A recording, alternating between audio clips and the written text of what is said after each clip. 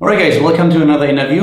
I'm here with Olivia Ryung from Axiom Olivia, and you just recently came to Korea and lived with the team, right? Yeah, just last week actually. Oh, last week, really? Yeah. Okay, so you're in the studio like last week for the first time. I actually thought you were already in the team house for a little bit longer. Oh no! I came after WCS America. Okay. I'm originally from Texas, so I just flew to LA, stayed with the guys while they were doing WCS America, and then we all just came back here. So is that the first time in Korea for you? No, the third time or fourth time. Yeah. So what is your official job within the team? So when I first signed on with Axiom, it was in February, and I was just the content manager. I just maintained the website and you know, just made articles and interviewed them and stuff like that. And then afterwards, my role kind of grew and grew, and then I started doing the social media, and now I'm doing the scheduling. I'm being kind of the mediator between John, which is Total Biscuit, and the guys, and I basically help them maintain their schedule since we're doing so many tournaments now. Talking about scheduling, are you only responsible for their schedule in regards to tournaments and leagues, or do you also work with them when it comes down to training schedule within the team house? Just the tournaments, because they pretty much handle their own practice schedules. Like, you really don't have to maintain it with them. They just go ahead and wake up and they do what they always do, which is practice. And sometimes you can't really stop them. They're on until 2 a.m. in the morning just practicing, and you're just like, okay, I'm going to go to bed now.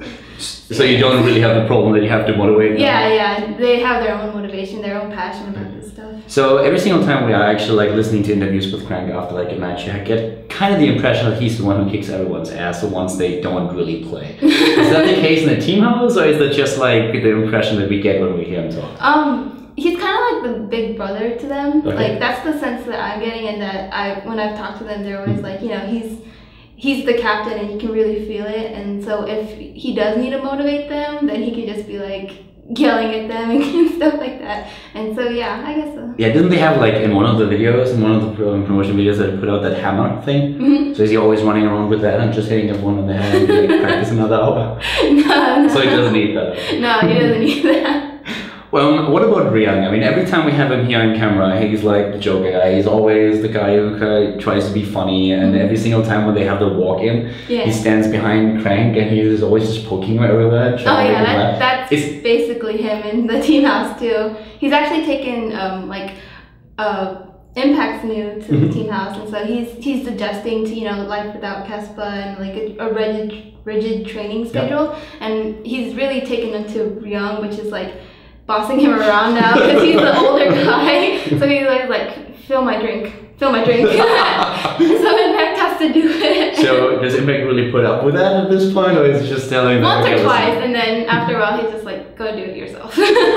Crank's probably the guy who says, hey, listen, you don't have to do this. Yeah, you don't. He's just like, okay. Talking about Impact, actually, like, how important was it for you to have like a Zerg player on the lineup? We've been talking a lot during the season, also last season, that with Scarlet being the only Zerg that you had like in the conglomerate between the two teams, it was always a bit predictable going into this matchup. So did you actively search for a Zerg player, or was it just that Impact was close to the team already?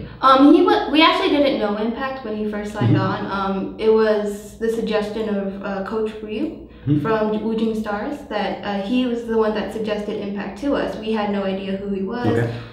We didn't have a familiar tone with him.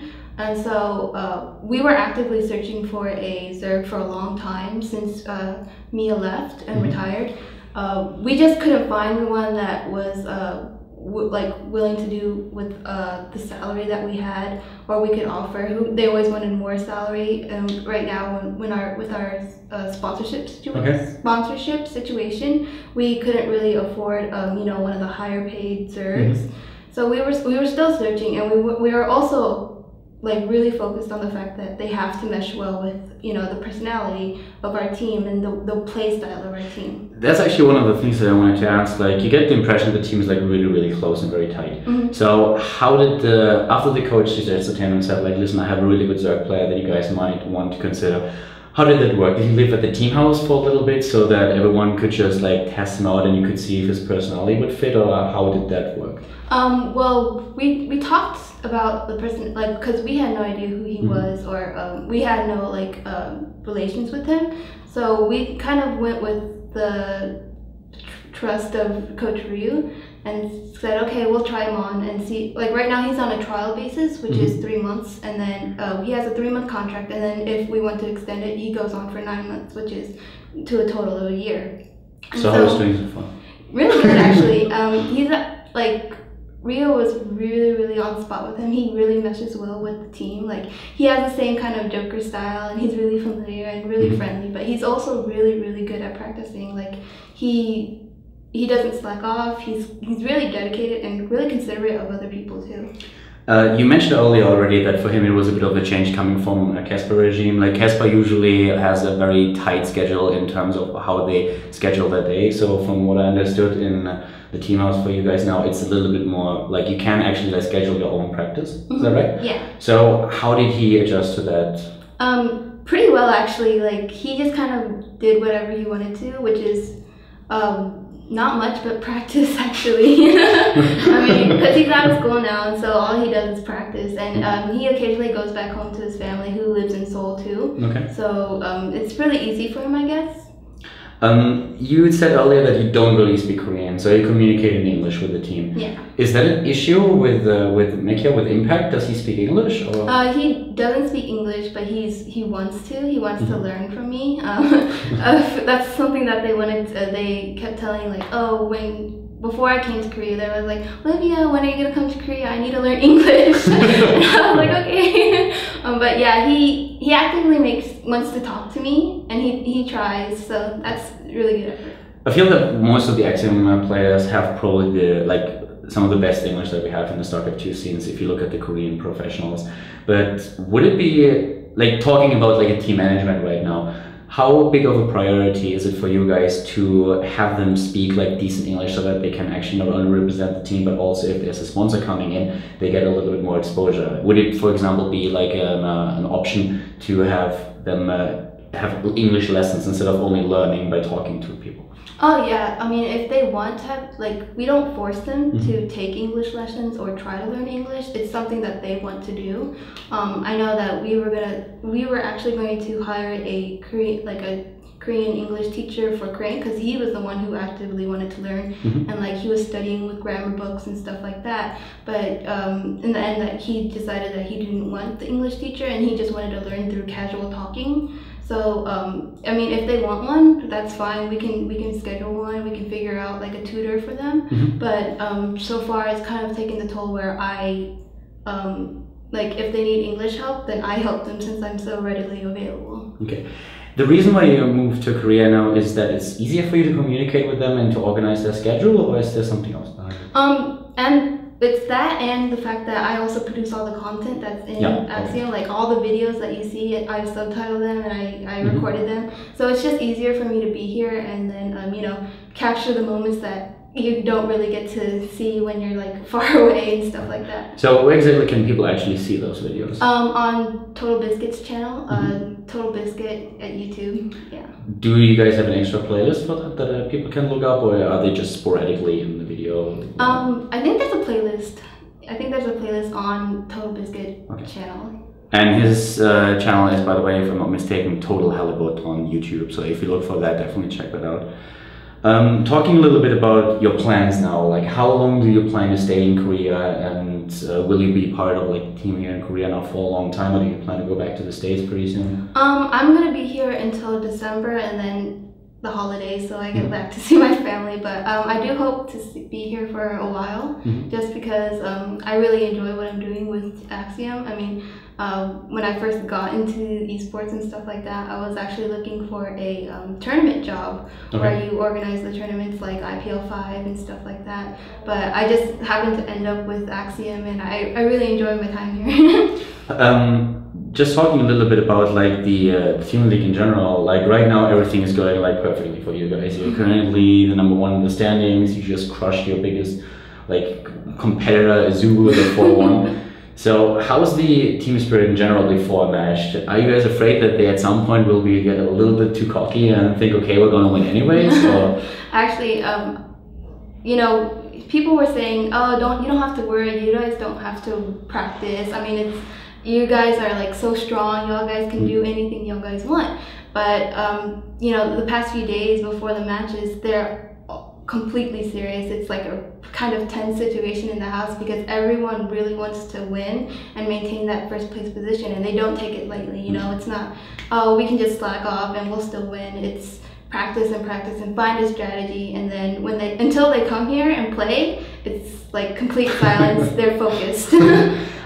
How does the selection process currently go for them with the maps? Do you help Crank out, or is it something that the players do together with him completely alone? It's we actually have a meeting before we schedule the maps and decide who plays on which, and it's based on the player's skill and how confident they feel on the map. Like they'll go through some trial runs and see how they feel on the map, and if they feel confident with whatever strategy they come up with, and then from there we decide who plays on which map, and then we see the lineups when they come out, and we see who the opponent is, and then they start catering their strategy more towards their opponent. Do you try to predict the opponent's lineup? Because like in general, if you look at the system that we have here, we had a pretty similar system in Warcraft, and when I was manager for Kings and Mouse Sports, there were a couple of approaches that you could take, where you would just look at the map and you say, all right, the player who feels most confident on a certain map, we're going to put him there, and we neglect what kind of players the other team had. Or you can just try to predict, okay, who is, for example, Azubu sending out a whirlwind, and then you try to find a counter player. So which approach do you guys actually take when you I actually think it's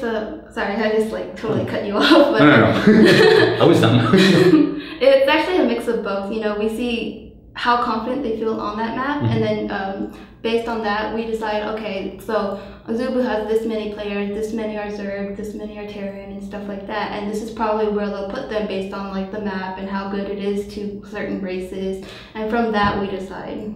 So it's a mix of both. We just don't choose one. Do you actually just talk to the players in terms of like what is your personal opinion or something, or do you guys also look at statistics that they have?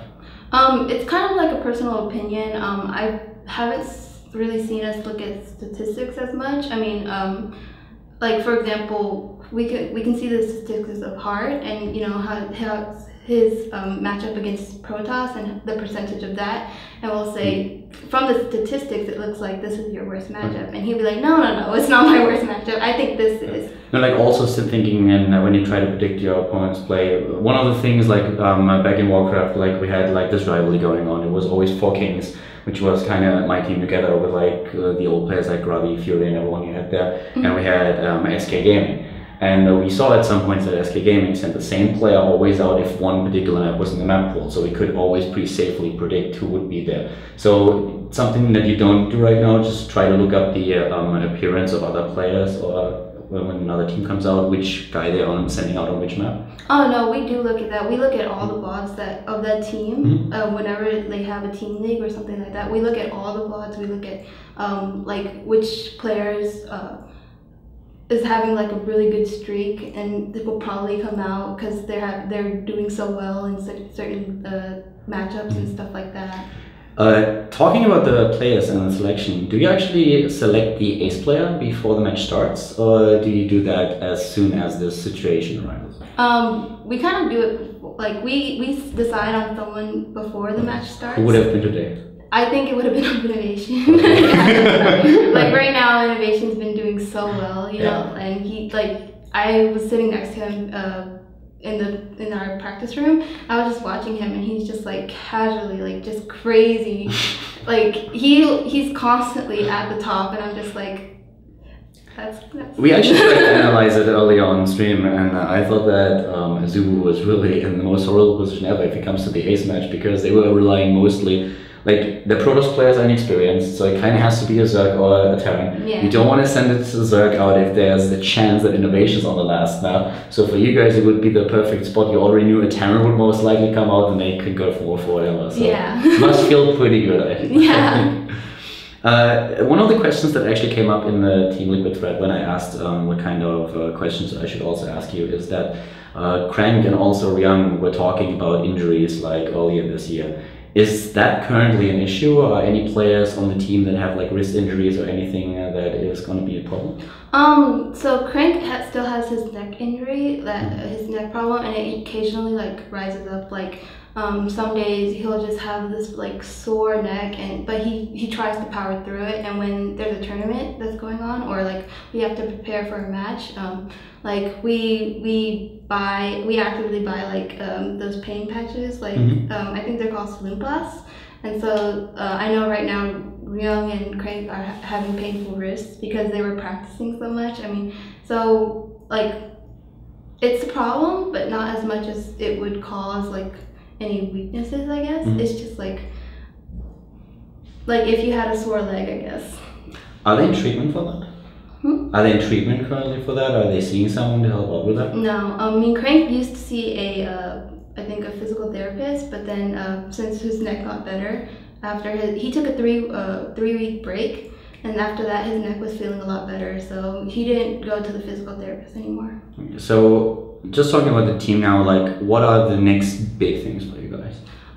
So we're trying to get everyone into an individual team league, like I'm sorry, not an individual team league, but an individual league. Like we've sent Hart to MLG, we've sent Crank to ESET Masters in the beginning of the year, and so we're hoping to get Ryung and Impact into an individual league and maybe see how they fare there. Yeah, especially with Impact, I feel that's probably going to help him quite a lot. I mean, people still remember him as Mechia, but he's making really good showing now in the GSTL as well, in the team league, so it gives him a little bit more exposure and the limelight. Like today, his game was actually, I think, the most exciting one. I think it was the most amusing. Yeah, the most out of the box. So that was like really funny to see. And he also he looks a little bit like he's always up to no good a little bit with that smirk that he has on his face. So that's actually quite nice to see that. I really think what you already said earlier is absolutely true, that he fits right into the team. Yeah. And I definitely hope that after the 3 months that you guys are still happy with him. Yeah. So from my side, that's actually kind of it. Do you have anything else that you would like to say to the fans of your team, or any shout outs that you want to? I didn't really think that anyone knew me, so to know that people were trying to ask me questions is kind of surprising, so I guess thanks for that. Right, thank you very much for the interview, and congratulations once again to the victory today. So guys, that's it for now. Make sure that if you watched the interview and like to subscribe to the channel, and upload that thing, and I'm gonna see you next time, so have a good one. Bye bye.